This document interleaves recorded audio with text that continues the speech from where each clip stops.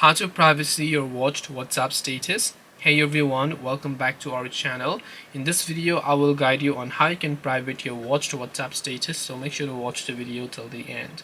In order to private your watched WhatsApp status, you can just open the WhatsApp application. Let's say you don't want other people to know if you want to watch this status or something like that. You don't want your name to show up there. What you can do is just tap the three dots option from the top right and then go to settings. Then just go to privacy.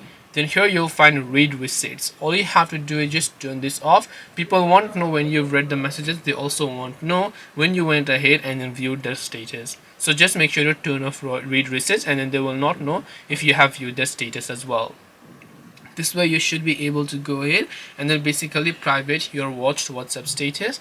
Hope this video was very helpful. If you have got any more questions, queries, doubts, feel free to also leave them down in the comment section. Thank you for watching till the end of this tutorial, and see you soon in the next video.